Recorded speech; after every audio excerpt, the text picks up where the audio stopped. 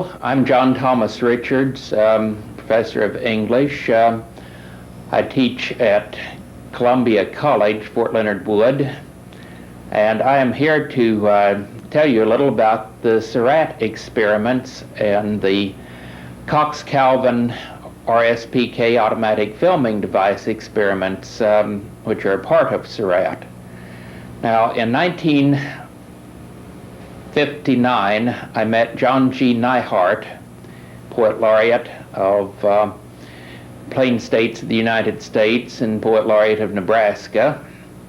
Dr. Neihart introduced me to the SORRAT concept, Society for Research on Rapport and Telekinesis. I'm going to skip a great many of the details, but SORRAT was formed in September 1961 at Skyrim Farm near Columbia, Missouri. This was Dr. Neihart's home. He made me one of the original members of this group, and my job was largely to record any phenomena which might take place. Now, Dr. Neihart's idea in forming SORRAT was to see if he could replicate the phenomena, the physical paranormal phenomena which took place during many 19th century experiments and apparently was no longer taking place, chiefly because no one seemed to be running experiments to find out about these things. Now, things were being done which he did not know about, but we thought at the time that SORRAT was the only group of its sort. Now, in the fall of 1961, we began getting some minor physical phenomena, raps and slight vibrations of tables. By the spring of 1962, there were gross movements of physical objects. We would sit around a table in the usual sort of seance circle, and we would attempt to simply accept whatever happened. We weren't striving to get something to happen. Wasn't a mental effort involved at all, or just seeing what would happen. And many things did happen. Now, I'm going to skip over the intervening years because gradually things got increasingly strong with the physical phenomena. In the mid-1960s, Dr. Neihart contacted his old friend from the 1930s, Dr. Joseph Banks Rhine, the Foundation for Research on the Nature of Man in Durham, North Carolina. Rhine made suggestions for making observation boxes and other things that would provide an atmosphere for contained PK movements, psychokinetic movements of target objects. Next step involved William Edward Cox. Now, Dr. Rhine sent Mr. Cox out to Missouri to work with the SORRAT group.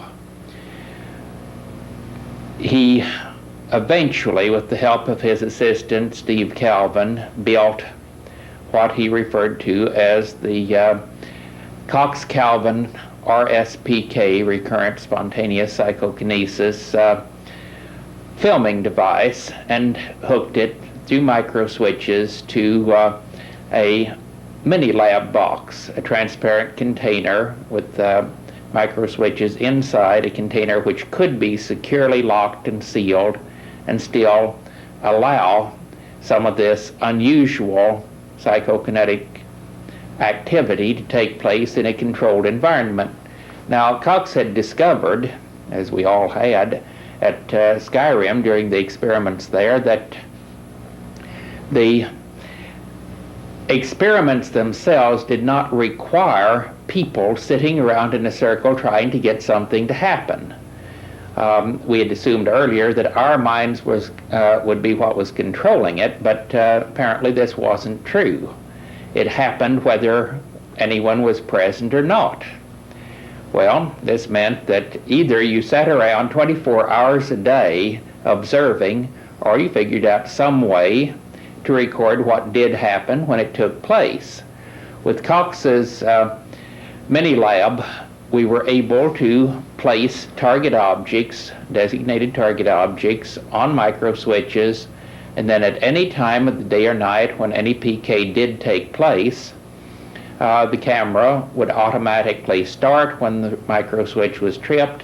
The timer would run, the camera would run for a certain amount of time, and it would capture this on film with lights and camera going on automatically.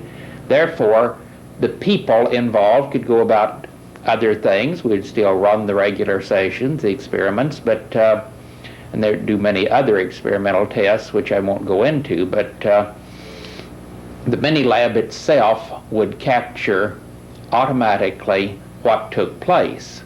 My name is William Edward Cox, and I have appointed myself to be an investigator of the phenomena that have been going on for years in Rolla and in Skyrim near Columbia, Missouri. I've been very interested in psychical research, for well over 50 years. Got into it through magic as a magician, and that has put me in good stead in many ways because I can use the skills that are developed there to accommodate myself in investigating all manners of the paranormal: clairvoyance, precognition, mind over matter, psychokinesis as it is now called. It used to be called telekinesis, and it is that which has drawn me to the state of Missouri, where I now live. And I've been researching with Dr. Tom Richards for 10 years now. But my interests stem from being not only a magician, but having such an interest in psychical research that when I moved to North Carolina in '32, I learned of Dr. Ryan, who had just started his laboratory a few years earlier at Duke University, and I began to associate with him. And after World War II, in which I served only briefly, I began contributing to his journal, and then devoting more and more of my time to his work in statistical evidence for ESP, and particularly psychokinesis, in which I was immensely interested. And that's what I have been doing on a scholarly view with statistical scientific evidence that is pretty dull in the lab for years.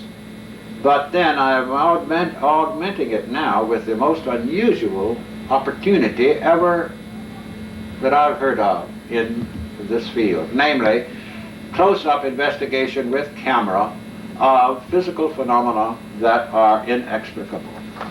What made you, and you're a graduate engineer, experienced magician, world-famous parapsychologist, what made you to the creative inspiration of the mini lab?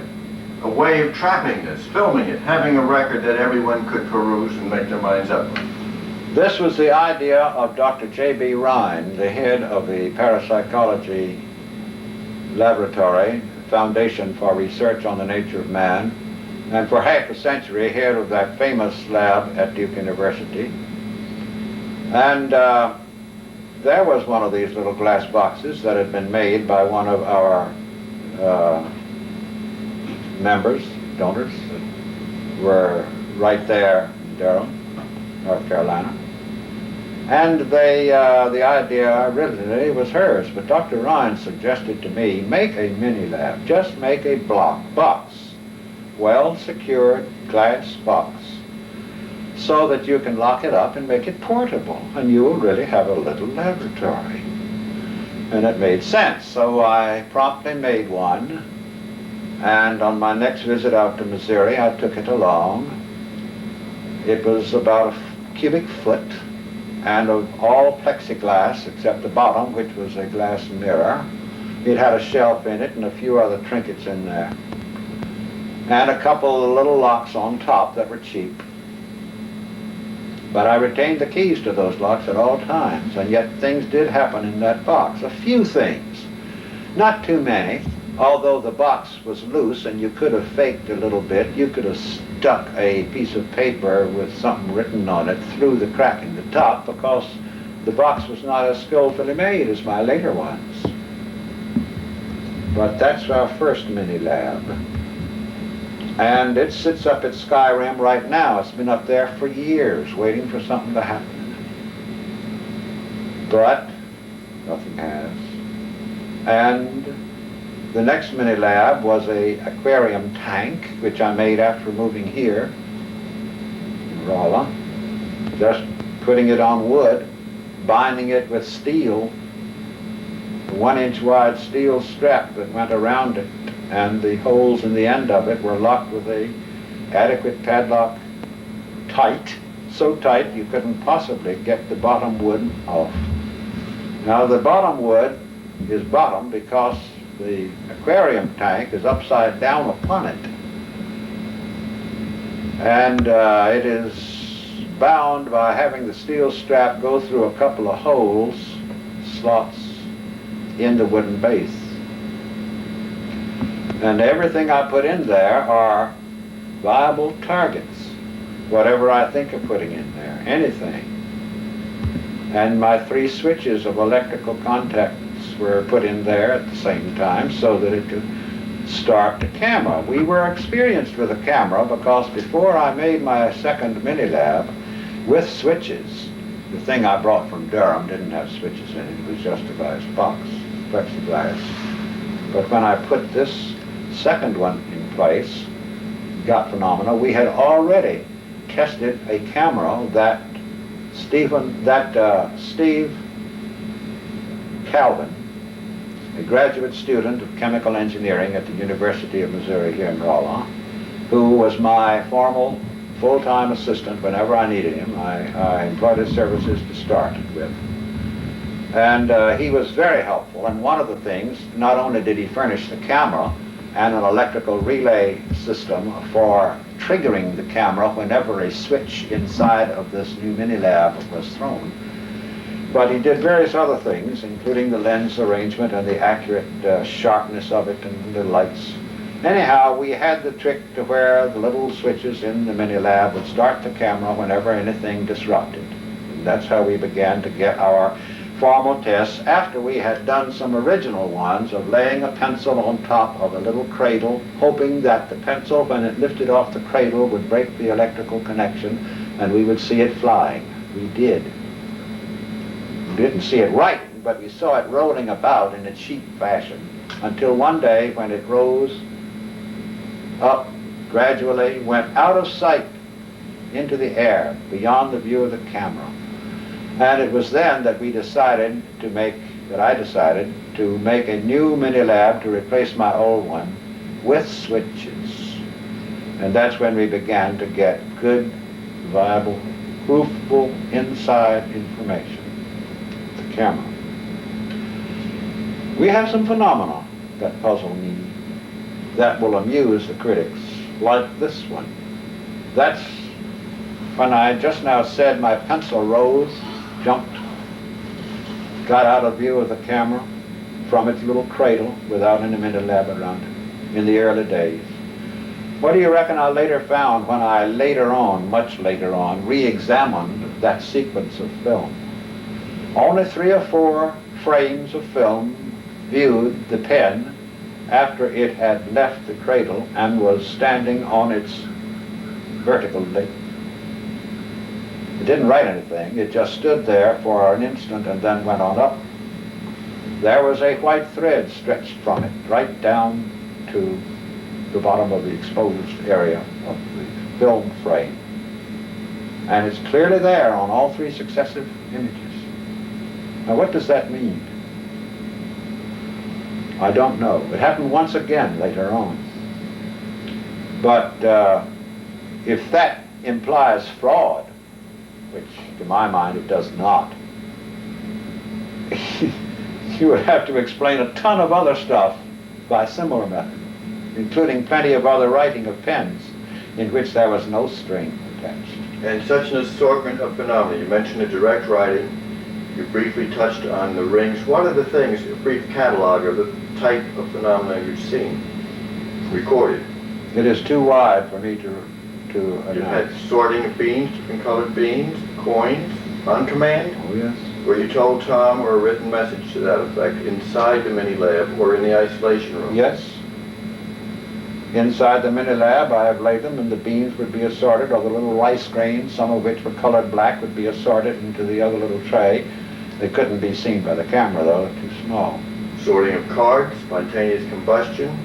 Oh, sure. Exactly 30 totally different types 30 different of phenomena What is the commonest? that I have had experience. Now, many more than that have occurred at Skyrim, but the Skyrim phenomena occur without any scientific safeguards against fraud and accuracy. Do you see any correlations with place in the building, time of day, presence of people, absence of people, jazzed up feelings, whatever?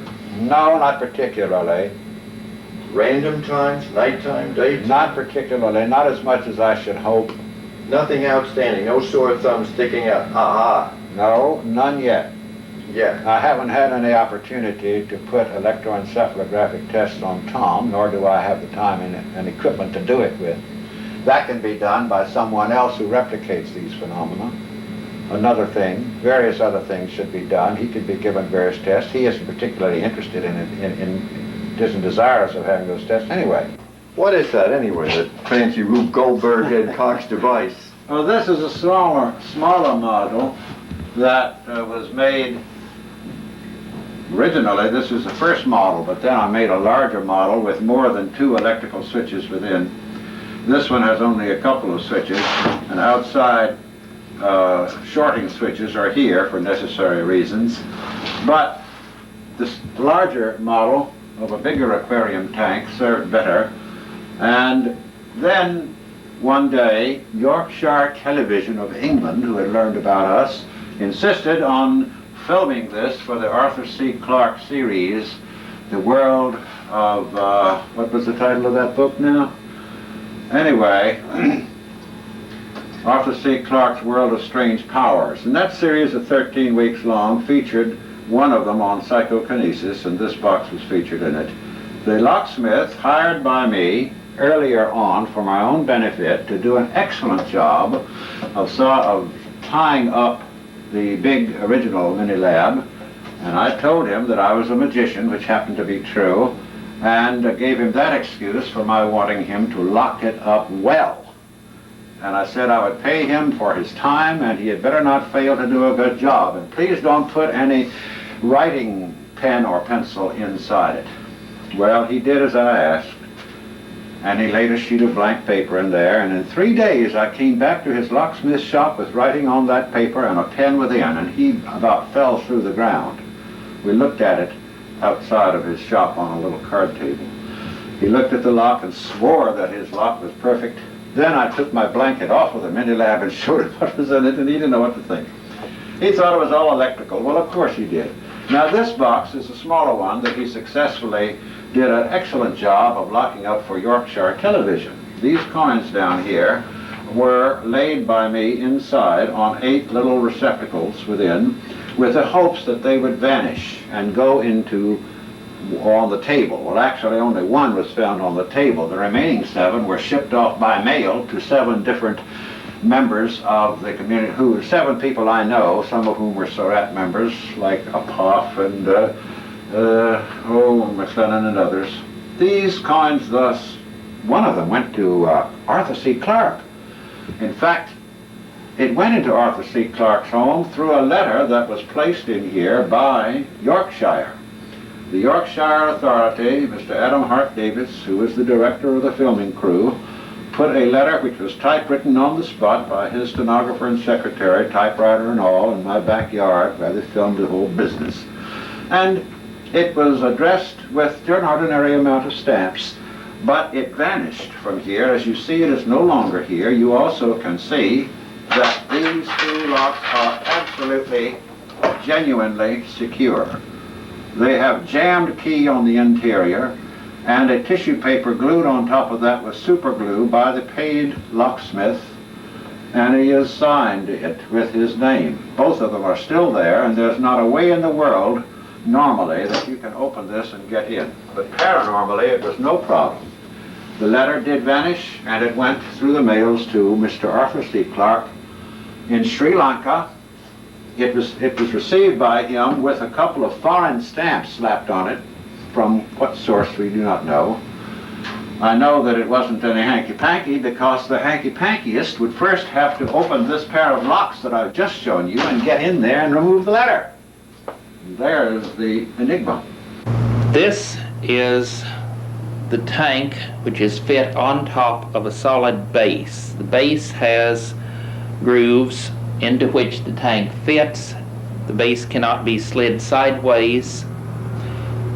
The band goes around the mini lab under the base. The only break in the band is at this point. The lock, you'll notice, is a combination lock, is preset by the experimenter only. No one else in the group would know the combination. In addition, Cox also used special string through the hole so that in the band, so that the string could be melted, and then a notary public seal placed over the string to provide extra sealing. Inside the mini lab there are micro switches on which target objects are set. A timer would set off lights and a camera. Once an event had occurred, a switch could be turned off, still leaving other micro switches ready to be triggered by other events. There are, as you see, 6 switches. These are connected to the micro switches inside, enabling all or only a few to be used at one time. I'd like to show some of the films that were made by the mini lab beginning in 1979 and ending in 1981. Switch is being tested now. A tank has been placed over a pencil. The machine was triggered by the pencil moving off of the micro switch. Now you can see the pencil on the micro switch, then off of the micro switch as it is now, and you can see it move slightly under the tank that's simply placed over the board. It is not strapped down at this point. You can see a slight movement of the pencil, but no writing at this time. The bell in the corner is not being rung either. There's another slight movement from the pencil.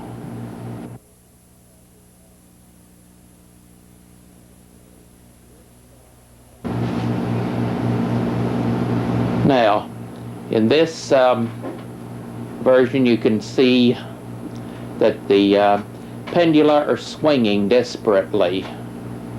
Here the band has been placed around the mini lab and it has been locked, and the clock shows real-time passage. Now you can see Ed Cox putting a string around the lock at the top of the mini lab and melting the string.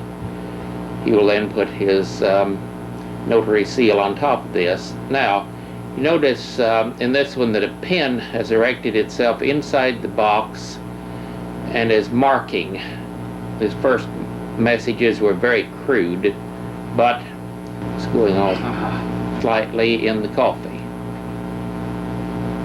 Very slightly, and there is a vibratory activity. The box appears to be shaking rather than any particular thing happening inside the box. Now you can see Ed Cox fastening the box together at the beginning of this sequence. Shows what has happened inside the box. 4 leather rings. Now watch those rings very carefully.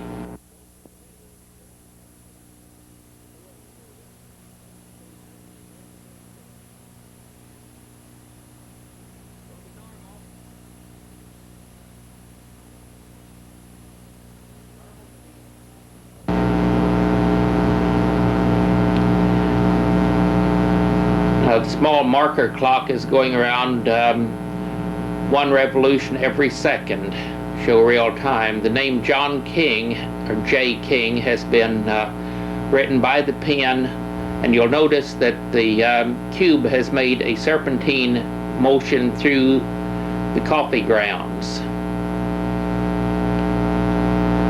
Now the cube has jumped on top of a film canister. The canister contains a small amount of unexposed film, which, when it was developed, was shown to have radiation effects. You can see it move across the front of the mini lab. The cube moving from the micro switch in the rear is what triggered off this sequence. You see the cube lying at the left.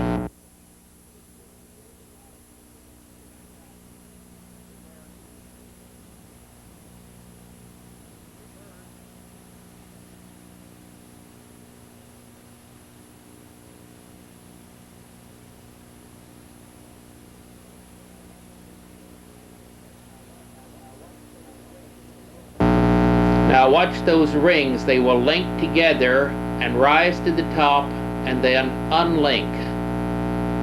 Watch the rings carefully.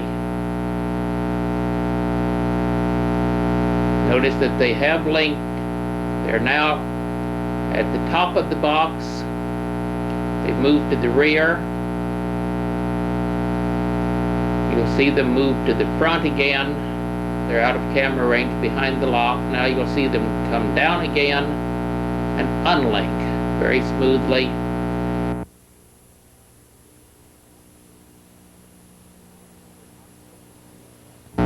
The rings were not broken in any way.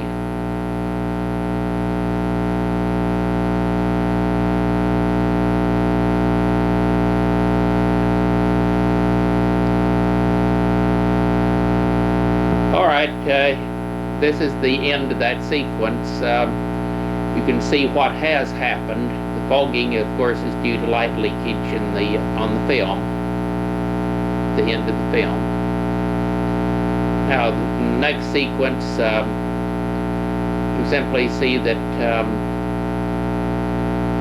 some things are simply sitting there, not much is occurring at this point. Notice that the pen has fallen. It is written very rapidly on the paper. Rethink time. Watch what has occurred with the timer. The hand has reversed itself, started out going counterclockwise and abruptly started going clockwise. The message rethink time was significant for that, we believe. You notice also that there's been some disturbance of the coffee grounds and the coffee tray. Pendula are swinging.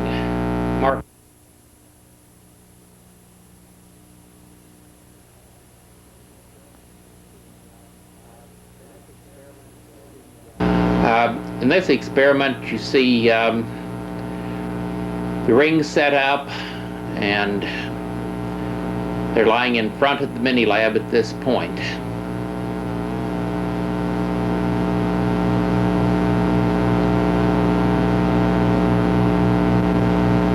In this experiment, a box has been set in front of the mini lab to double the chances of something being captured. The mini lab is in the background. The sealed plastic box with a planchette is shown inside. A ring has moved out of the backward mini lab. You can see it lying between the two. So we have in effect two mini labs, one in front of the other here. The planchette holds the pen upright so that markings can be observed, as you notice on the white paper on the base. The box was sealed. Later you'll get to see the pen and planchette move about independently. You can see a matchbook moving inside the box, moves back and forth almost like an insect.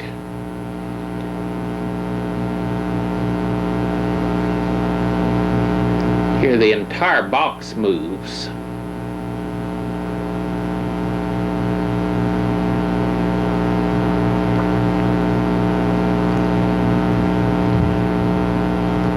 This is one of the less satisfactory experiments because you can see what's happening is happening in front of the box.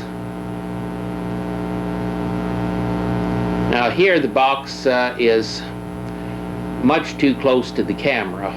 You can see the end of the pen moving, but you can't see all of what's taking place. The camera just does not cover enough territory.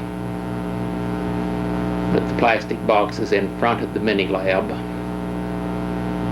They're both securely sealed. Planchette would often write rather elaborate messages. As an instance, here St. Patrick's Day it wrote, "St. Paddy was an engineer," and drew a shamrock. Here you can see the interior of the mini lab. Now you can see more of the planchette movement.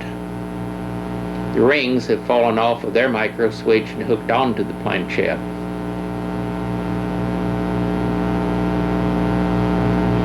Notice it drawing. You can see a top view. Cox is panning to show what has happened up to this point in the mini lab, and in the plastic box in front of the mini lab. Notice a ring has fallen into the coffee tray, a small flag has fallen over. Cox is pointing out the various things that have happened in this.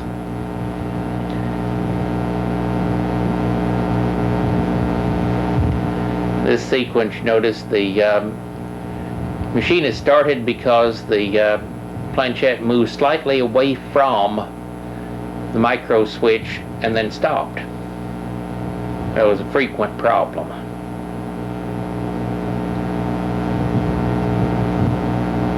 Again, Cox has pointed out the word "think" that has been written on the paper in the back of the mini lab.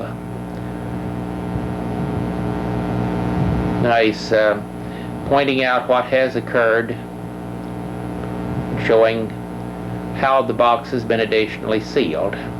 Now you can see a small matchbook moving about in the bottom of the box in front of the mini lab. A small toy car is moving about in that box. It's very difficult to observe because it's moving quite close to the bottom of this frame.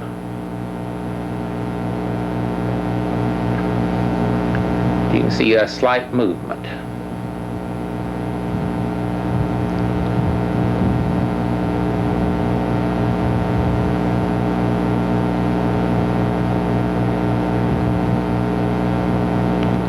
Now you can see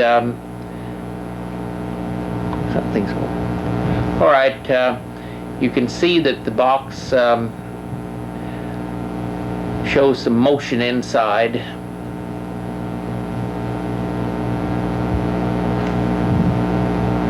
Now a balloon has inflated inside the mini lab. You see a funny face balloon is moving slightly, although the box is completely sealed.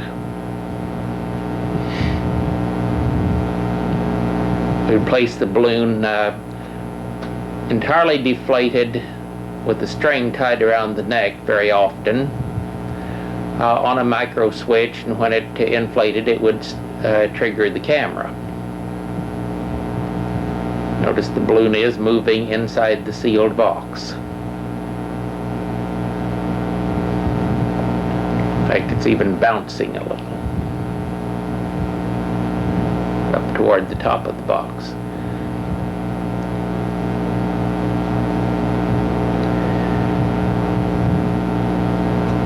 Now you can see a pen movement.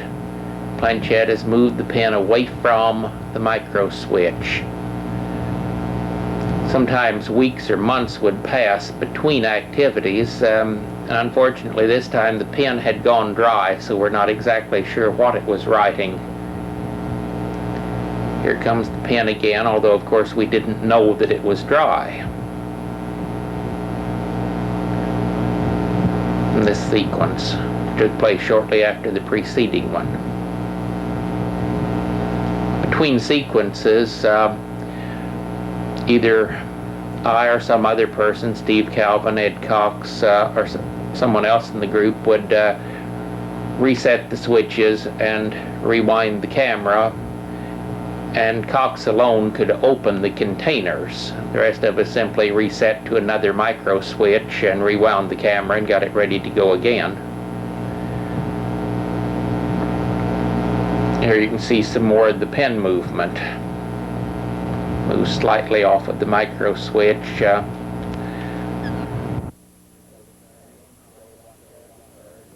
Notice panning to show what has occurred. Cox is concentrating on the movement of a small target object. Now you can see in this sequence the pen moving away from the micro switch and drawing on the bottom of the box.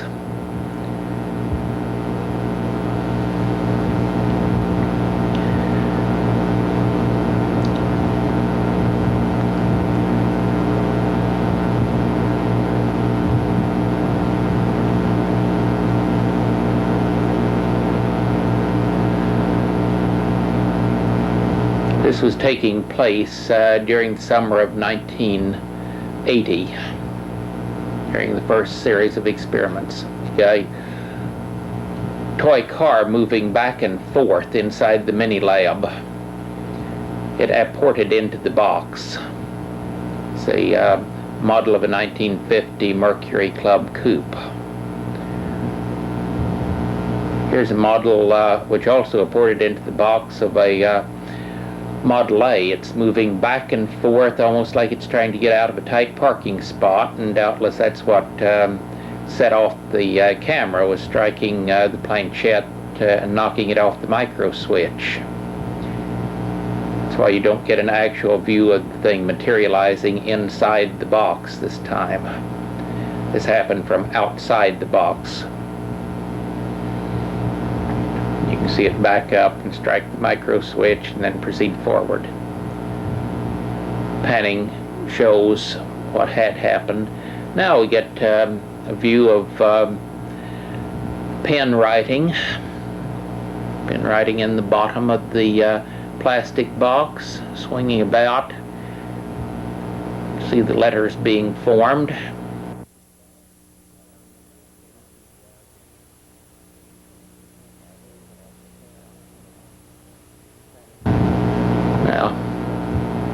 Panning shows what has happened.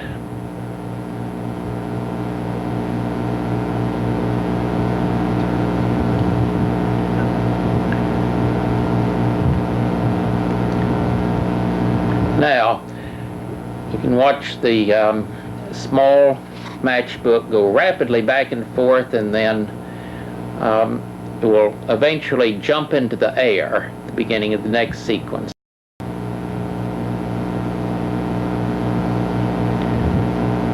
It's seeming to build momentum here.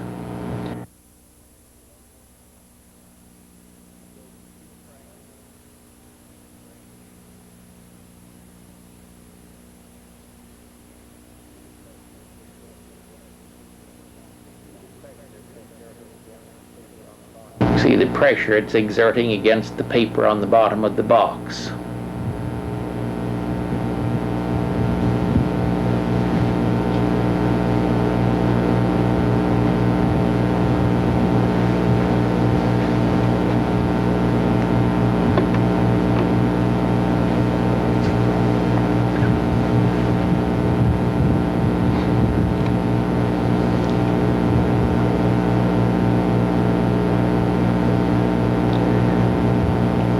Move toward the front of the box.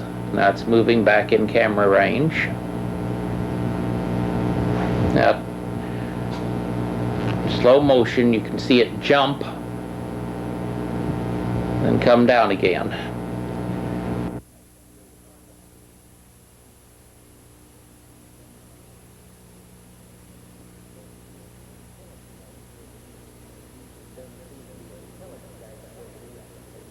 doesn't seem to be intelligent activity. It's simply moving in a random fashion back and forth on the paper.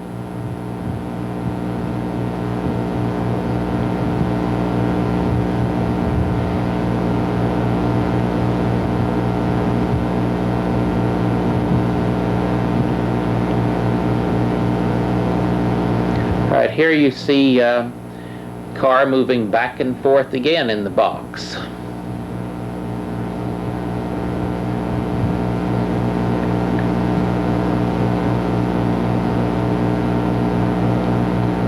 Well, Model A is moving back and forth.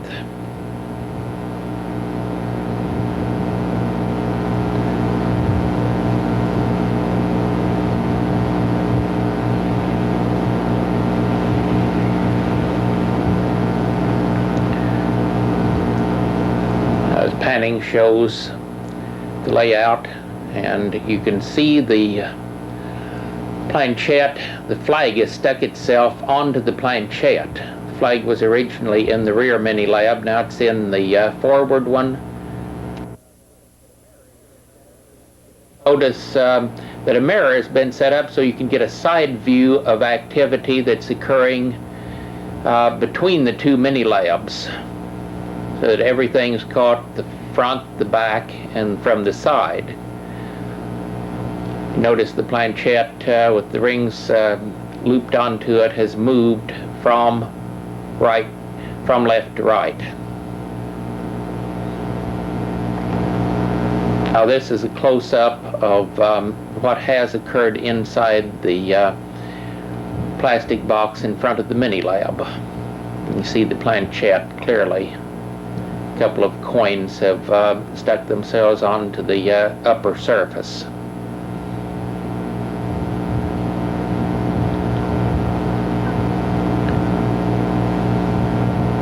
Now in the rear mini lab you can see a card moving from one side to the other slightly. This is in the rear mini lab. Movement of the matchbox inside the forward mini lab. You can see it moving slightly right at the bottom of the screen. Moves back and forth and off the screen at this point. The large black sphere was a handball into which a small target object ported during the experiments. Cox later found the handball inside a bottle. Now here came a ring outside of the mini lab, apparently ported through the glass. This is panning to show what has happened with the ring, which was inside the mini lab, now outside of it.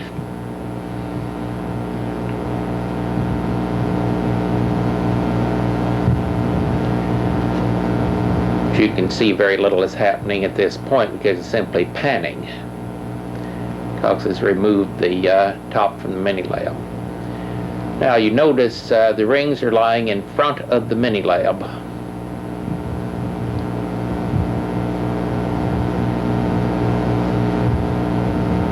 They originally were hanging on a switch inside the mini lab.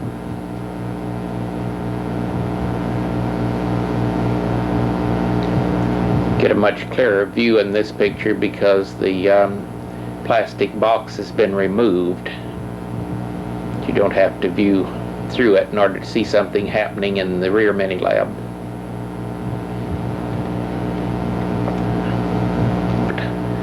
Here it comes. It's moving independently.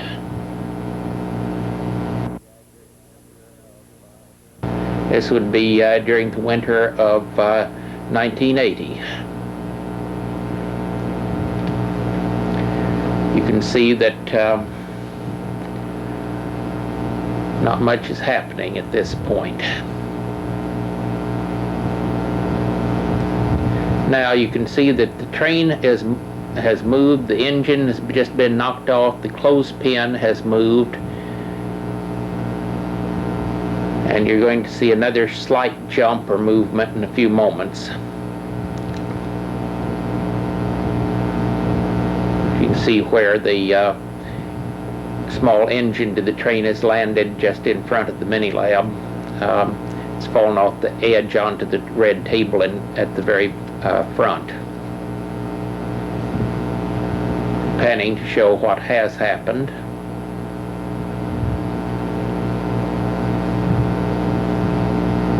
That's the setup. We got movement of clothespin and the engine of the train. Now in this sequence, you notice in the background there's a coffee box. Coffee has been spread over the bottom of a box with a white background, and a cube is on a micro switch.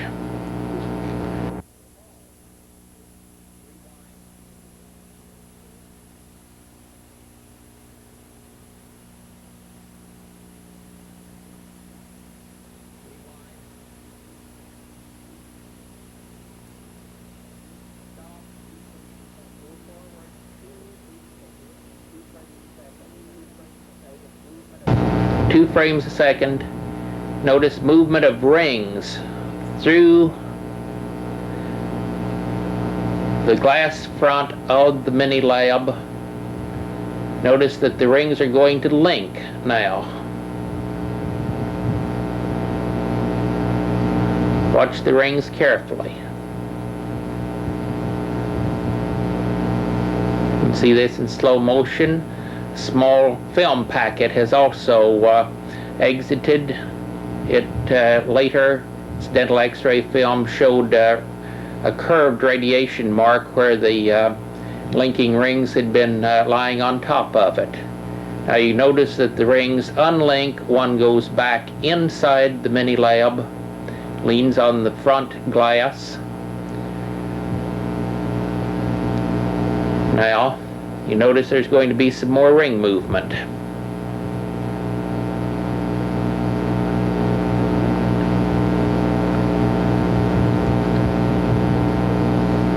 You can watch the rings carefully. Notice this took place at 12:21 or 12:20. I can't quite see that figure on the clock. Midnight. Now you notice that a small medicine valve is dropping off of a micro switch at the front of the mini lab. Then you notice there's more activity. There comes a pin, and you can see that one of the rings is going to move again before long.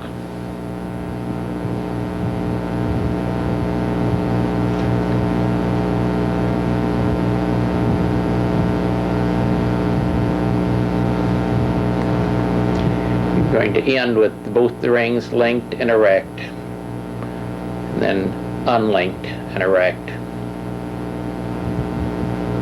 There goes the pin, moving very rapidly.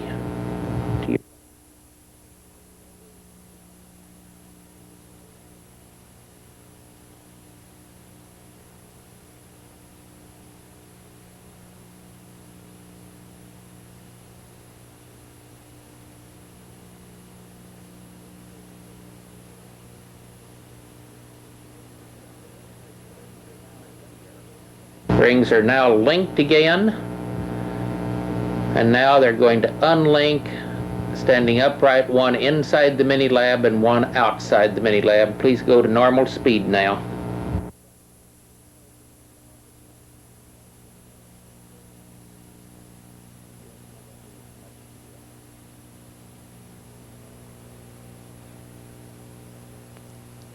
Cox has now put a heavy aluminum bar in the mini lab.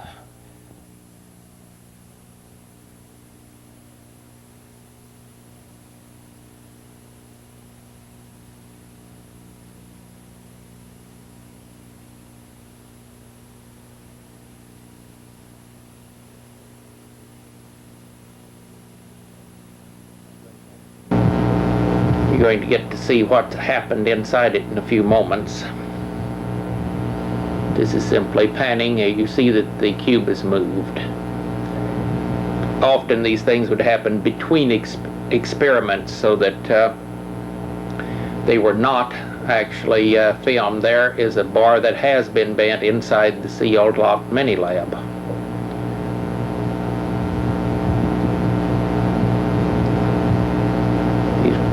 Cox is explaining what happened in placing objects. This shows a different mini-lab. He's setting a pen up. It will write the words "Glorious 4th" very rapidly. This happened on the 4th of July, still in 1980. The typewriter with the strings in front to show any movement has been set up in front of the mini-lab to see if a letter could be paranormally typed on film. This was not a successful experiment. However, another letter was typed eventually to Julian Isaacs, an English parapsychologist, a parody of the song Aquarius, going, "This is the dinning of the ancient aquariums." Now you can see a letter that is going rapidly off of the typewriter. It mails itself and is gone. The letter later was received by the person to whom it was addressed.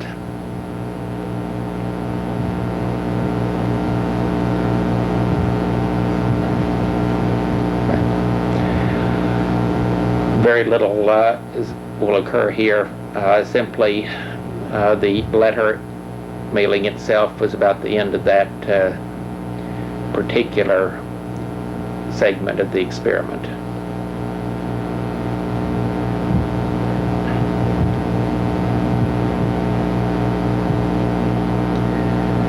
Again, note that the machine runs. A pen is writing in the background. You can see its tip vibrating. It's addressing a birthday card to a young lady, Steve Calvin's girlfriend. Right, this is reel 16. It shows an aluminum bar coming rapidly through the glass of the mini-lab. Now, go to 2. You can see a letter gradually toppling back and forth and finally exiting.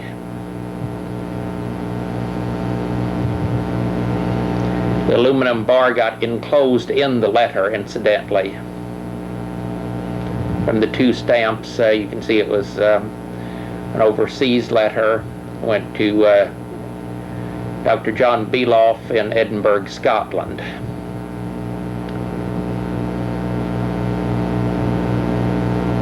It's balanced right now. The letter is balanced on top of the clock. You can go to normal speed now.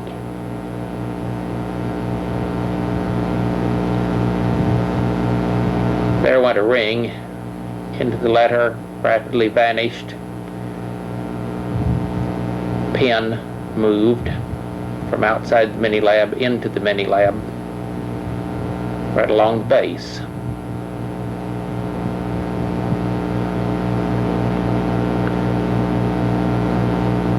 Cox demonstrates one of the Mara Crandon, Marjorie the Medium rings that were used in Boston back in the 19-teens and 20s.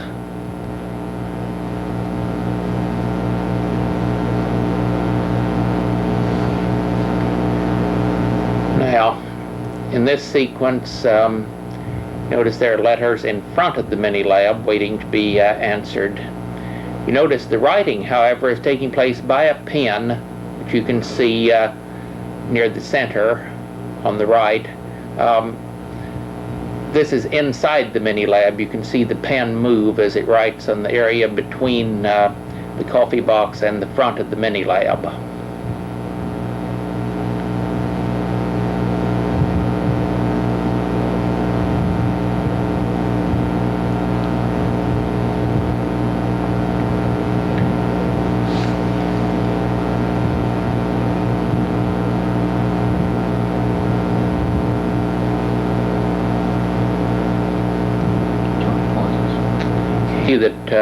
see the rope has begun to move. This is outside the mini lab, however, but Cox had requested them to try the Indian rope trick, see if they could levitate a rope on camera. And quite obviously it is swinging back and forth immediately in front of the camera. You can see a knot in a moment and then see the end of the rope. Much too close to the lens to prove anything, of course. And there went the tip of the rope. See, there's almost a perverse effect here. It didn't really prove anything. But there goes the ring into the mini lab, and there goes the planchette moving from left to right. So the rope was not the only thing that was happening. This is panning reel number 18. That's William Edward Cox in the background, pointing to what has happened in his mini lab. It's Cox sealing the lock. You can notice the notary seals right over the lock and the string, and in this case, in the cubeless coffee box, the word SORRAT was printed even with no cube there. He places a paper cutout so you can clearly see what was written. That's Steve Calvin, Cox's assistant, working with the mini lab.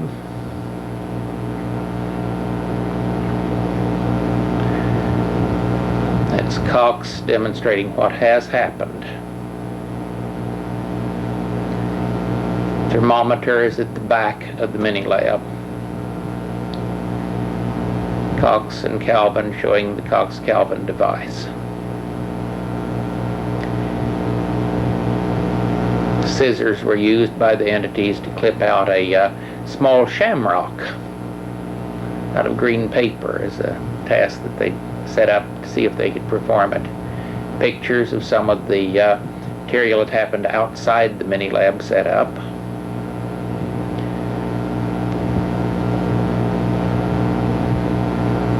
Cox is now opening the mini lab, showing how material was arranged, the letters on micro switches, and now he's putting the top back on, replacing the lock.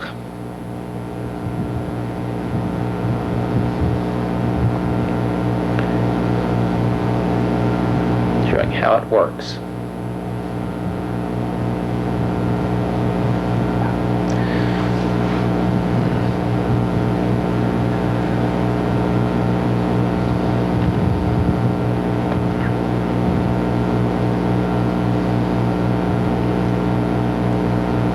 As you can see that ESP cards are being used as a target object on a small shelf inside the mini lab, small plastic shelf.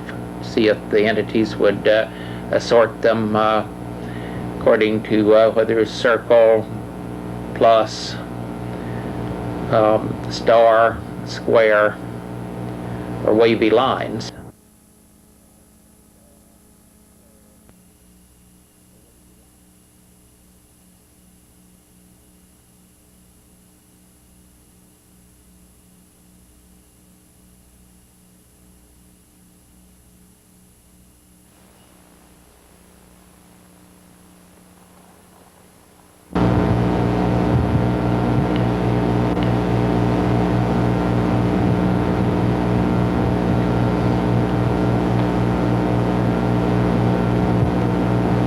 Now you can see the planchette move in front of the mini lab, pushing the rings out of the way.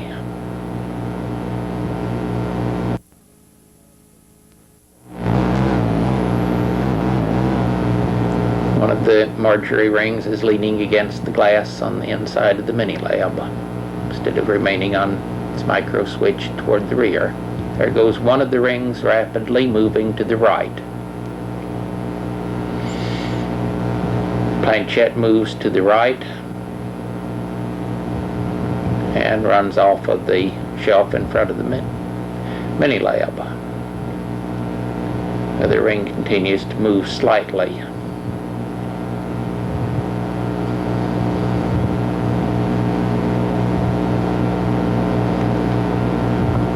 Jumps back upward. All right, number 20. Here you can see cards assorting themselves. Please go to 2 frames. ESP cards assorting themselves from a stack on a micro switch. When a certain number of cards have assorted themselves, it tripped the lights and camera for the decrease in the weight on the micro switch. Here comes a square moving down to the pile of squares.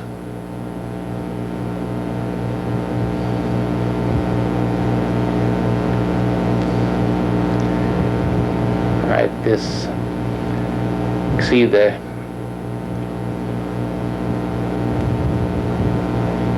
next cards assorting themselves.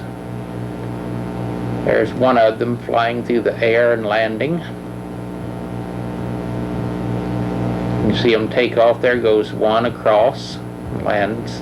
Now they erect themselves rapidly and then rapidly vanish back into the mini lab. Normal speed, please.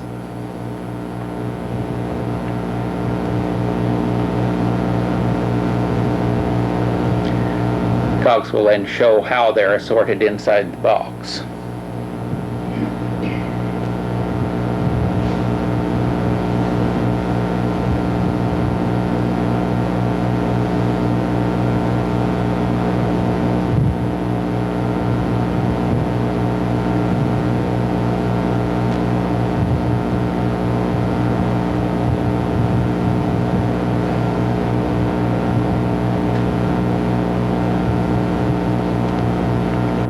You can see that the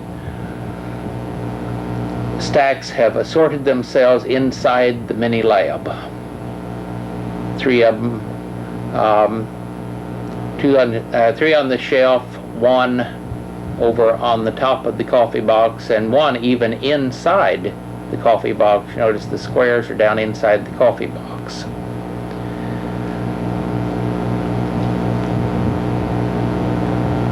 Right, here's panning to show what has happened. Plaster pancake at the green blotch on the piece of paper was marked upon paranormally during the experiment. The thermometer has shown that there was extreme heat briefly. It's a small recording thermometer at the rear of the mini lab. The temperature has increased during the experiment. Now you can see a cube move rapidly through the coffee. See it move back and forth through the coffee grounds in the coffee box.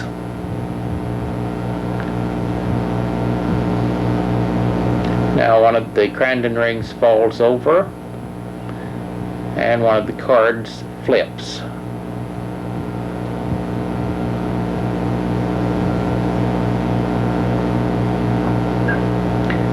Now,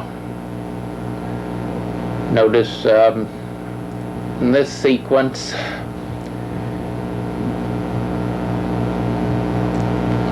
see, here comes another cube movement through the coffee.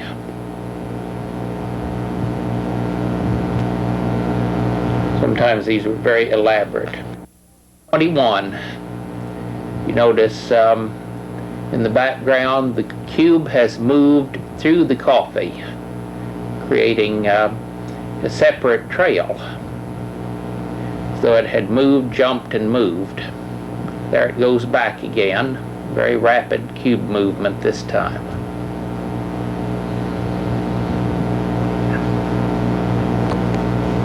Now one of the rings is flipped up in front of the mini lab. Small packet has dropped.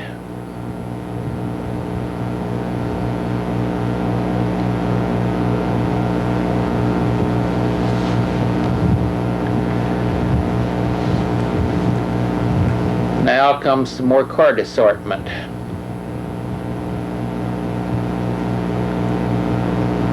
Things occur very quickly sometimes. Now a small balloon inside the mini lab has inflated and finally triggered its micro switch. You'll notice it moves slightly. Jerk first and then move rapidly back and forth. Notice the temperature has increased again, as you notice from the thermometer. Later on, in one of the very last of the experiments, the thermometer melted. Notice the balloon does move inside the sealed and locked mini lab. It's moved to the left. You also notice that the paper in the rear moved. Cox exhibits a balloon that partially inflated, although it didn't trigger a micro switch. A small card on which a message was written by pen. It's also shown it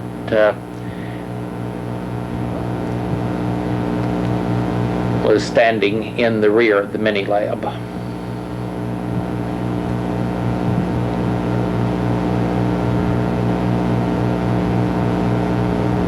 Now, should be some activity fairly soon in here.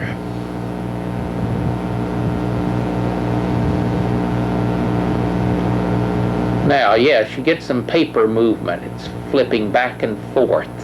Paper was, of course, intended for the pen to write on, as you've noticed in the past.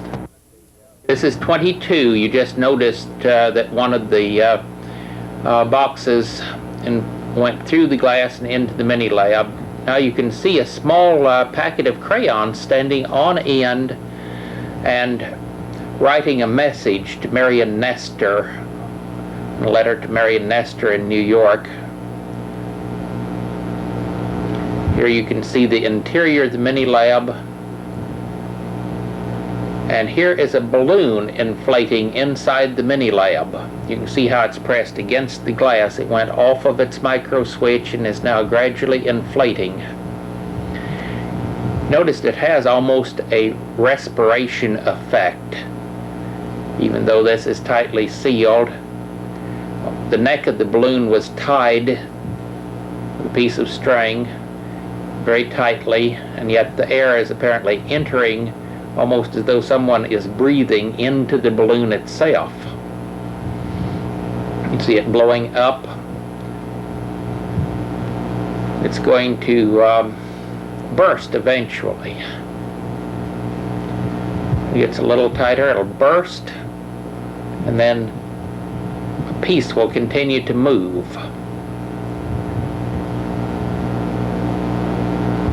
Now, it's going to burst.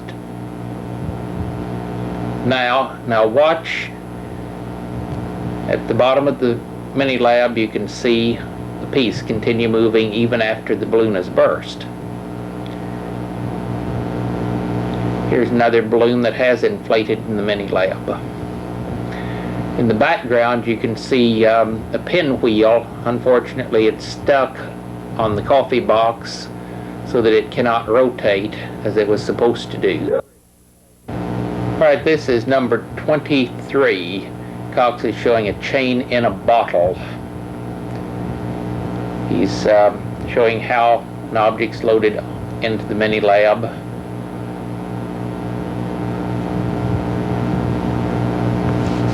Going to be some activity before long.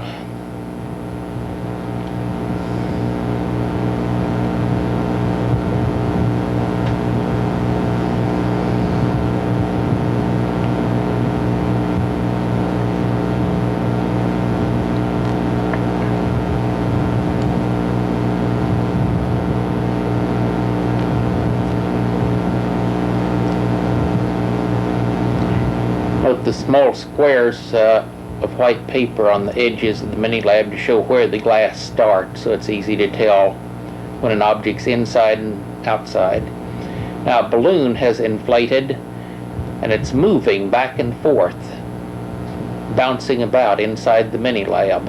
You can tell it's inside by the positioning of those small squares. It's hitting against the front glass, so it's trying to get out.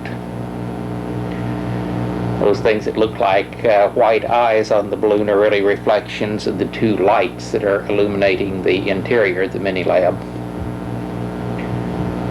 Just two ordinary gooseneck lamps that are just out of view of the camera.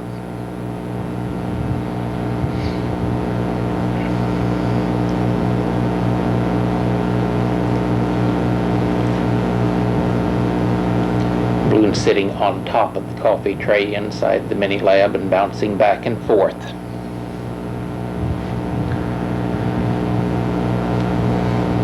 You can see in the shadow in the background the revolution of the pinwheel.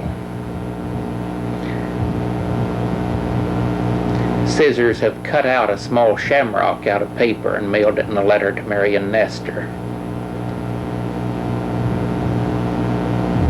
Panning shows what has happened. The sealed packet is a packet of ESP cards sealed by George Hansen.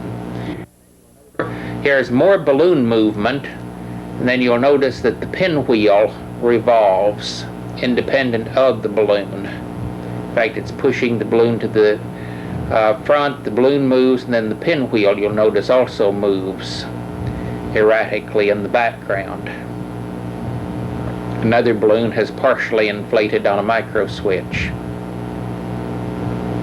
Now you'll notice the pinwheel turning and the balloon remaining relatively still. And you'll notice the balloon move.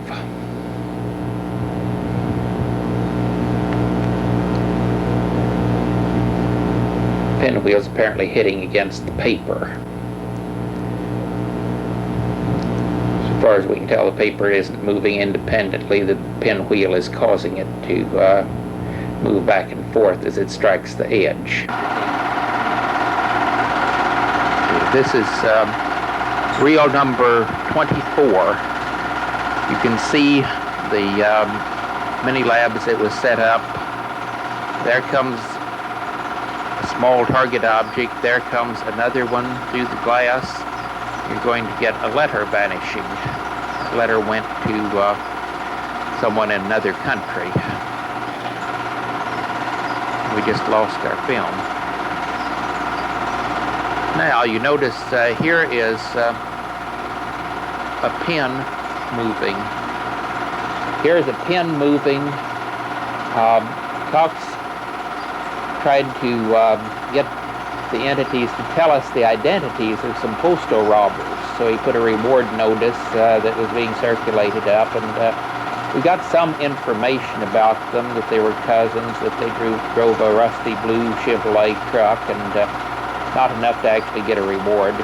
Here is a balloon, and I wish that you would rewind this, please, very slowly. Go to 2 frames a second. Reverse. Reverse. You will see the string tie itself very rapidly in the first couple of frames of this sequence. Just at the start of the sequence, the balloon is on the micro switch, the neck is uppermost, and you can get to see the string tie itself. Please rewind.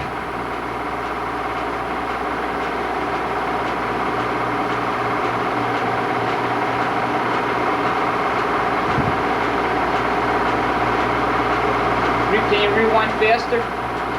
Well, you want to go forward? I'm on rewind. Rewind faster. Can it go faster? Okay. Now, forward, please. Very slowly.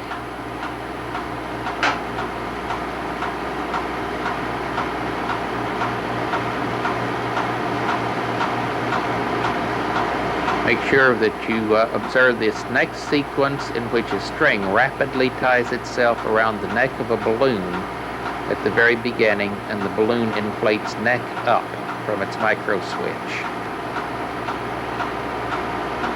Observe the balloon limp. Now, watch carefully. You see the string move very rapidly around the neck. tie itself. The knot, unfortunately, is in the back of the balloon. There. So the string whip around. Now you can go to normal speed.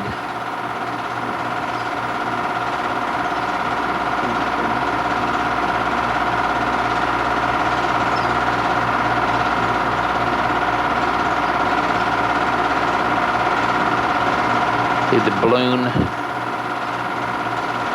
inflating, deflating, inflating, deflating slightly. We found the balloon exactly in this position afterward, and it was absolutely unscathed. No holes, no punctures of any sort.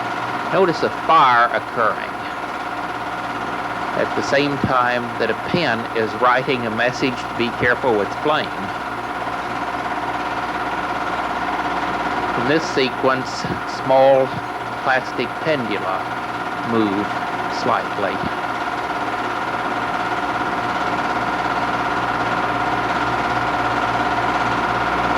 Notice the plastic pendula hanging on the top of the mini lamp. These were simply small pieces of packing plastic that were tied to small pieces of string. Show any movement of anything inside the mini lab.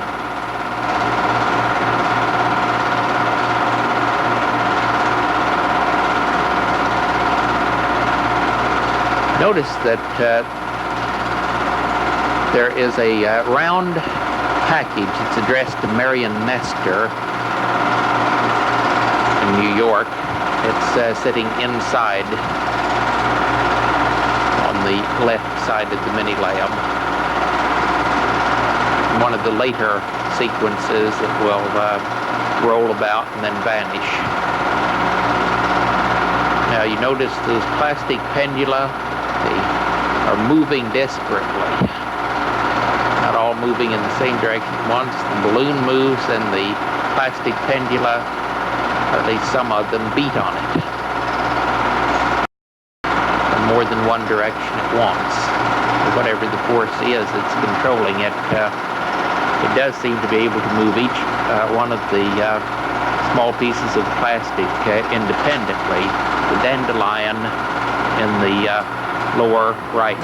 Number 25, notice the pen is up and writing. It is off of its micro switch and has erected and is writing inside the mini lab. Writing on the strip of paper between the coffee box, the upright envelope, and the mini lab, which doesn't give it very much room to write. In fact, it's a very long, narrow scribble line. The message in this case wasn't significant. Here you can see some movement of the card inside the mini lab. Bent forward and then flipped back.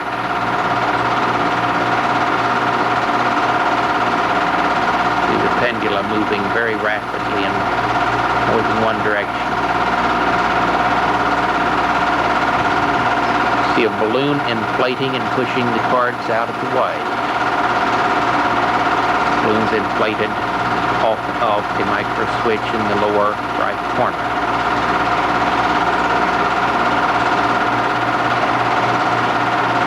Cock showing the message and its answer, and also showing one of the dental packets film. Now, notice that this moves to the right and then mails itself very rapidly off Marion Nestor.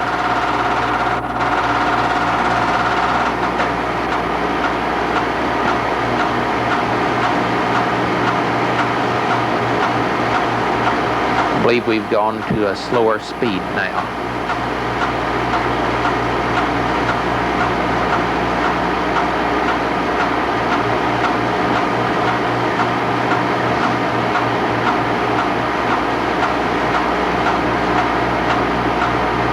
Continuing to move.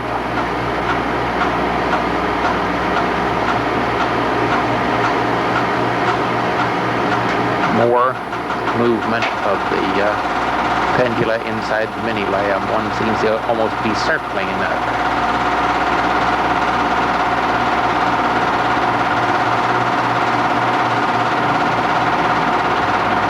notice a shoestring almost doing the Indian rope trick.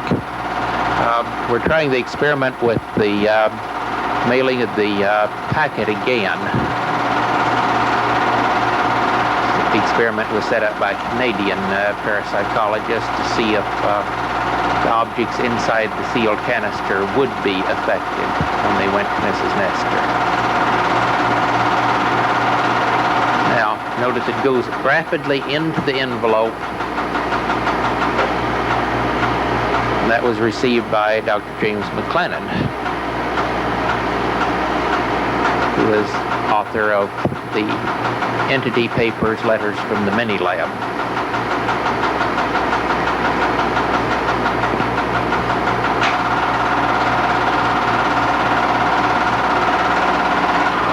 This coin tray, which is shot after the event by William Edward Cox, the coins have assorted themselves by date as required by Cox into small holders that are set in a red coin box. This is a panning of the effects after they'd already happened.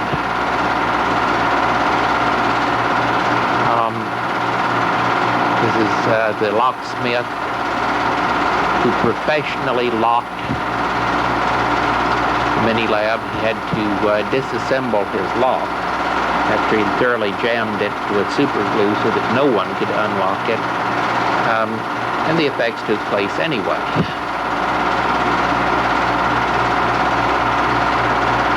Bending of a spoon, assortment of the coins and other things had taken place. And that's the remnants of the lock.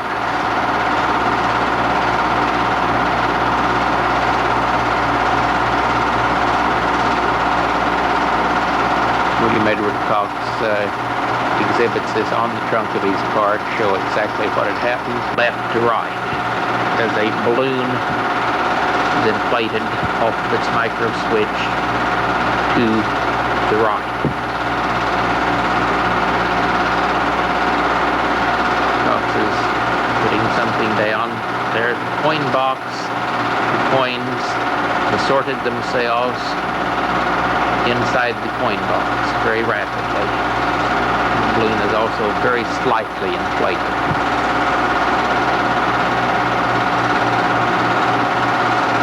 New model of the mini-lab being used, as you'll notice. It has a front strap as well as side straps and double locks. You can see a coin rapidly flip out of the mini-lab, and there you see it lands next to another coin just in front of the mini-lab, at the very bottom of the screen.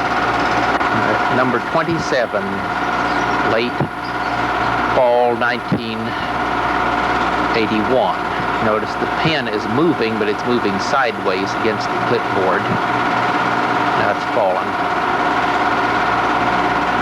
The clipboard itself vibrates. Cox is setting up the equipment.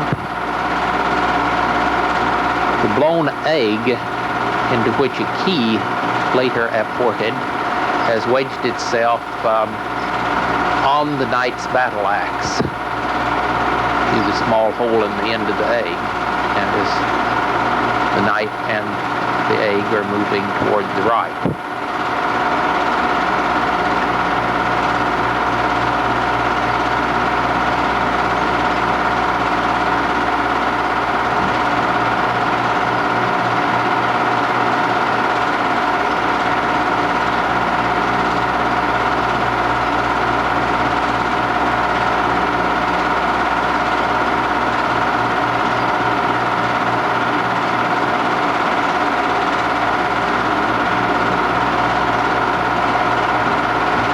Now watch carefully what will happen. The knight is moving toward the right.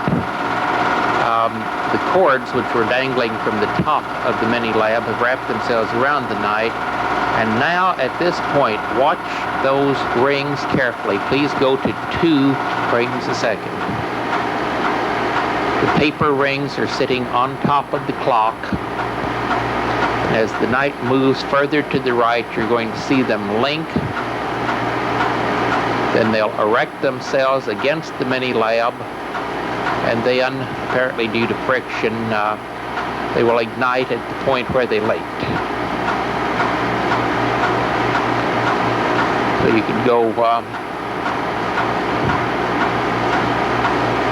to the linkage, please.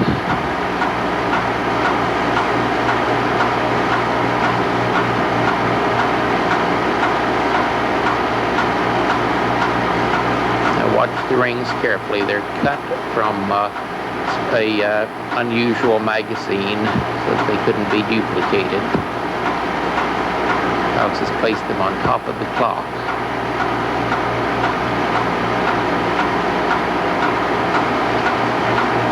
Watch them link. They're going to link very rapidly.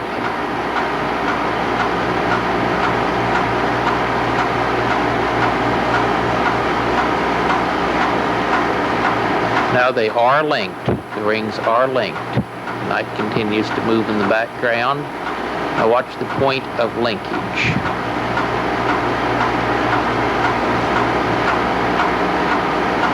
See it darken slightly, char slightly, and finally burst into flame.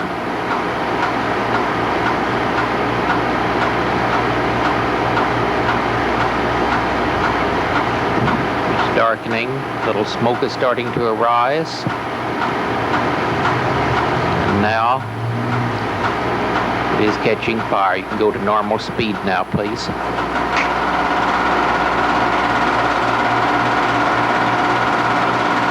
That is a message which was written in the mini-lab. It's "Hi Nancy," signed by Jay. A visitor was coming, although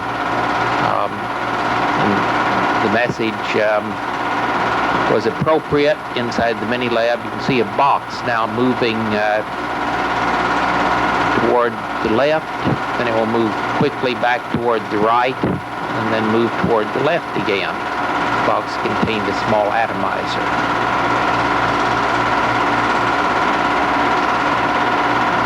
It's going to move toward the right. Now a pin is moving on paper, but it is not erect and it's not writing, it's simply scooting about. Now go to 2 frames a second, please. These plastic rings have come out of the mini-lab. The glass is unbroken, as you can see, and the 2 rings are now linked. The X of string shows where the glass front of the mini-lab is.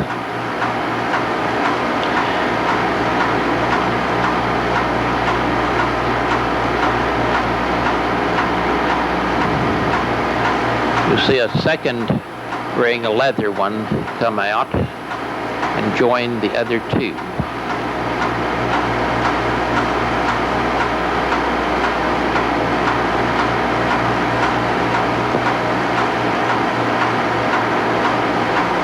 Dental packet tips over, pin falls, vanishes,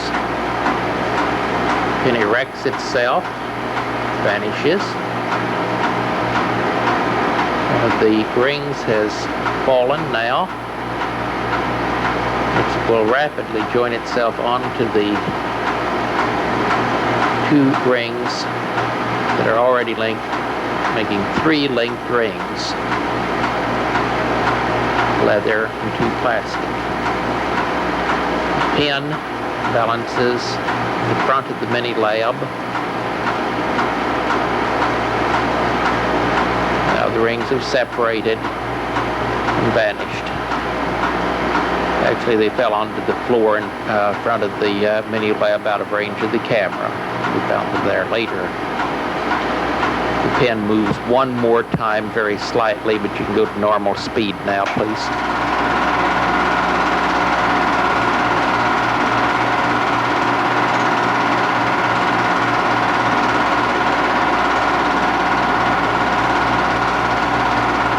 Now you'll notice a timer is moving. Timer started when the mini-lab began. Shows 1 revolution a second. Clipboard is moving to the right, the back of the mini lab.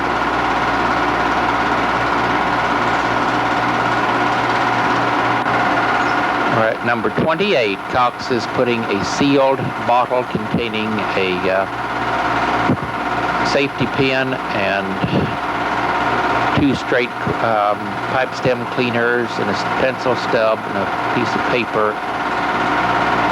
He's showing the egg into which the key, which was larger than the hole in the egg, had ported. He's exhibiting that in front of the camera. Now, the object falls in front of the mini lab and the letter rapidly leaves.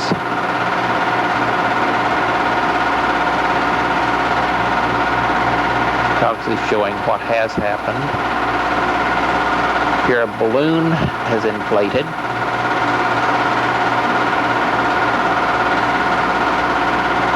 Knocking the knight to one side, if you notice.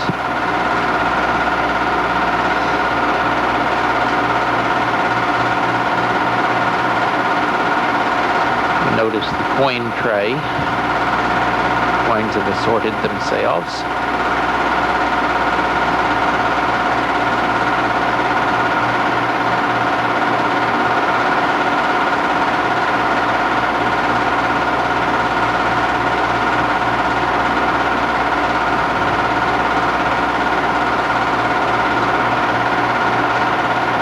Seems to be an intelligence involved to get the coins into the correct holders and write coherent messages, so forth. It does not seem to be random energy movement.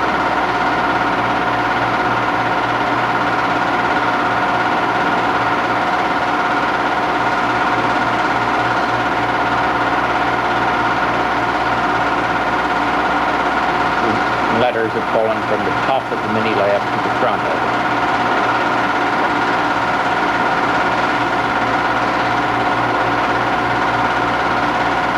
Panning to show where the letters fell.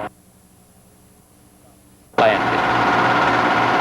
Cox is showing how a lock became entangled with 2 leather rings, unhooked itself from the mini lab and swung violently through the top of the mini lab.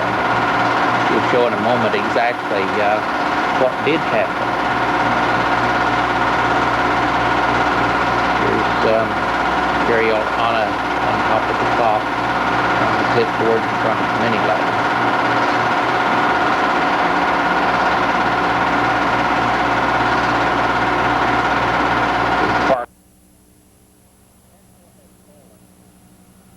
The pencil has fallen.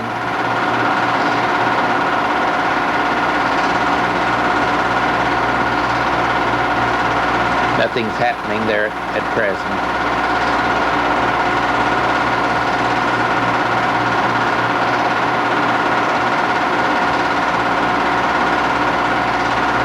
Shows the message, shows the coins.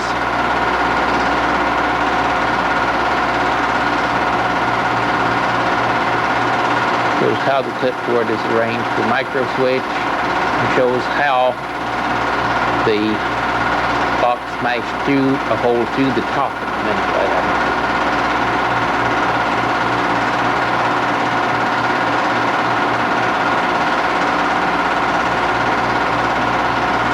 Nothing's happening at this point.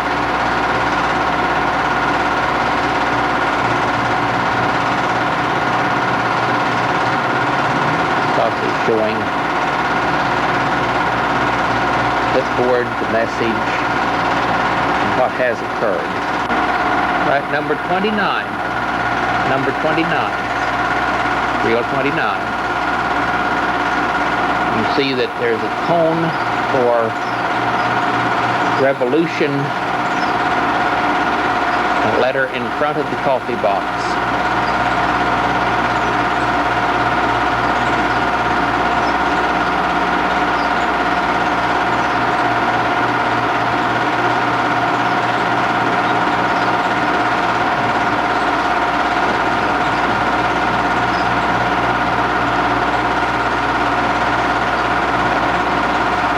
Cox is showing what is happening with the Now what's happening here are the ESP cards assorting themselves from a sealed container provided by the FRNM in Durham. Sealed container. See, one of them is coming out now.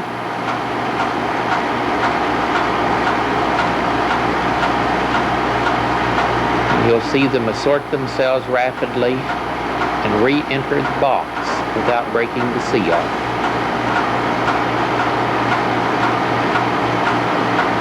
We're starting to assort right now.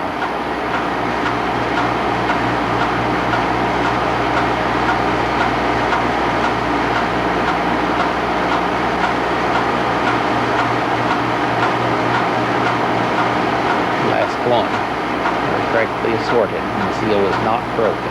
Go to normal speed, please. The balloon appears, falls in front of the mini light.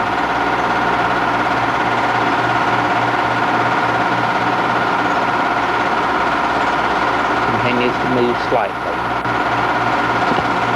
Now watch this disappear.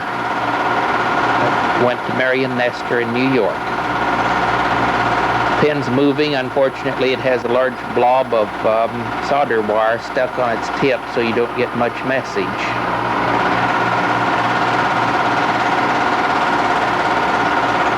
Pin continues to move slightly.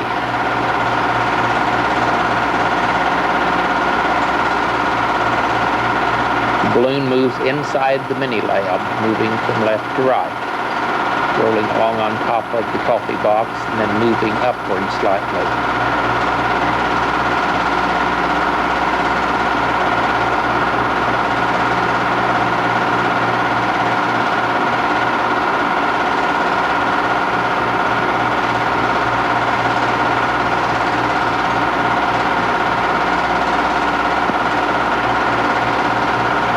No, it's probably... Okay. Now let her rapidly move off a micro switch and mailed itself, moving to the right. Now you can see that the parasol has hooked itself onto the Knight's battle axe, and the parasol and Cox's brown sealed bottle are both moving from left toward right inside the mini lab. Front are messages, letters, a pen, other objects waiting to be affected. December 1981, this is reel 30. Here is Steve Calvin, Cox's assistant, and this is the McDonald Laboratory for Psychical Research, or MacLab, mini lab. It's been set up in the isolation room to supplant Ed Cox's earlier mini lab, the Cox-Calvin device. This is a similar principle except much more elaborate. Balance scales, console, LEDs to show a variety of things. It has audio as well as film capacity, mirror to show everything in the room, shows barometric pressure changes, temperature changes, and a vast number of other things. They're small micro switches with objects on top. These things can control time and other readings. This is from Washington University in St. Louis. Dr. Peter Phillips was given a grant by McDonald, the McDonnell Douglas Aircraft Corporation, to try to discover what made psychokinesis work, which would be a vast advantage to McDonnell Douglas if they could be the first people to patent this. So he kept a running log. That's on December 10th. Variety of small objects, a small Christmas tree on micro switch 2, Santa Claus on 3, a Rubik's Cube on 2, letters to be mailed. That picks up any sound, radiation, a mirror to each side, There shows a side view of what's happening simultaneously to a front view, and instructions to the entities to cooperate if they will. This test resulted in the MacLab film, which dealt with the 7 best events. Their camera was enclosed in a box, which was locked by Peter Phillips. The only thing that could be done to it was to wind it, and he had to change the film. Very carefully locked and sealed, but the same general principle of Cox's earlier Cox-Calvin device. Here you can see the MacLab, the McDonald Laboratory for Psychical Research mini lab.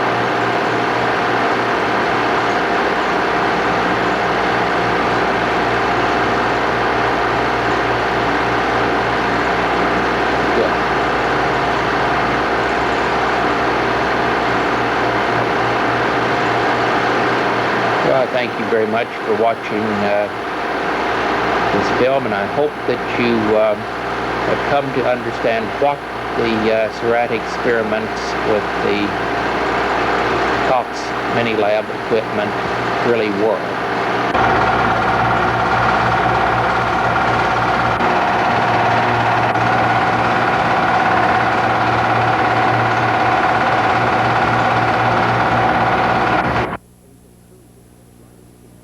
In conclusion, I would like to show the dissolving effect by putting segments which you have already seen into slow motion.